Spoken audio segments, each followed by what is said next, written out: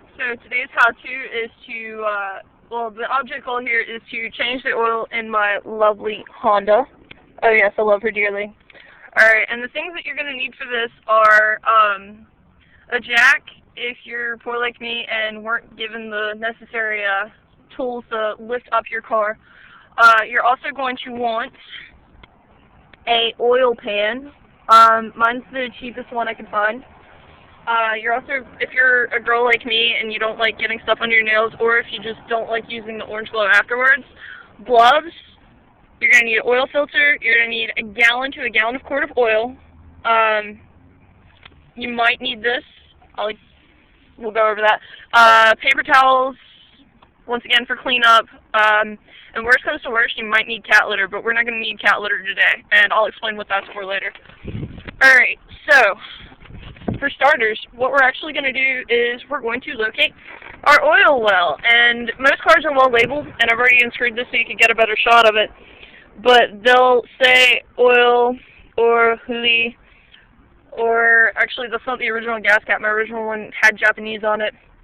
And so you're going to want to unscrew that first off. And a lot of people go, why do you unscrew that first off? That should be the last thing you do. It's because that's a physics thing, and it'll actually create a little bit of a vacuum chamber in your oil compressions and make this go a lot faster. Alright, so afterwards you're going to come under and you're going to take your lovely wrench, which I've kind of broken this apart so you can get a better view than under the car. Mine's 11/16, and you're going to find a screw that looks like this, or nut. And you're going to take it, and you're going to go, and a lot of people, I'm actually going to show this because a lot of people get confused.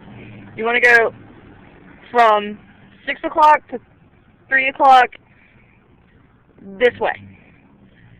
Alright, if you go clockwise, you're going to tighten it, possibly strip it, and if you strip it, on my car that's $15 that I have to then come for and pay for, and that really sucks.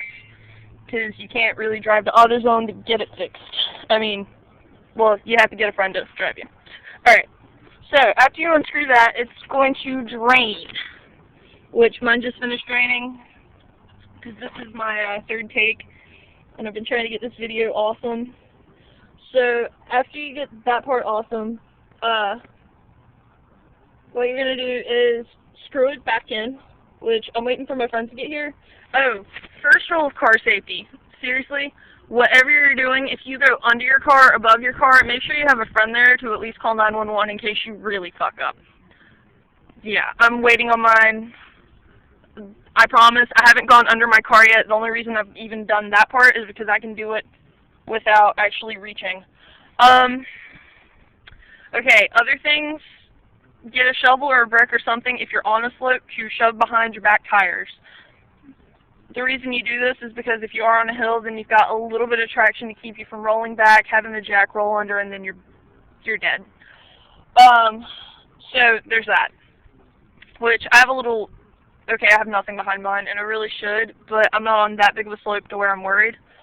So, so there's that. After that, oil drains, screw it back in, and then you're going to want to find your oil filter. Keep your oil well under the car at this point, because your oil filter you're going to have a little trouble with, and it's going to have a little spit up. Don't wear any clothes you like when changing the oil on your car. So after you get that part done, what you're going to do is get your oil filter. Alright, I'm going to look at it and make sure I do this right. And you're going to want to get one with the grip, because grips are awesome, and you're going to twist that way. Not that way. Even if it goes that way, don't do it. Go that way. Because what that's going to do is release, and then the oil will come down, and this one's clean. Replace it with a new filter. I'm going with a Fram. I have to say, Fram makes a pretty good filter.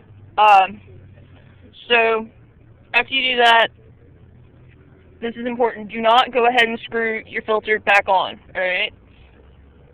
You can have your filter waiting, but make sure you've prepped it. And the way you prep your filter is you take your new oil and you run it on the inside, alright? Because when you run it on the inside, you're going to create a nice little slide because if you don't create the new slides, then what's going to happen is you'll get metal lock, and if you get metal lock, well, you can either get this tool, which I like because this one's adjustable, fits most sizes, but there is a problem with this one. It can, if you notice it's a little orange, that's scratch from the paint from the old filter, and you're going to want to be able to get that off.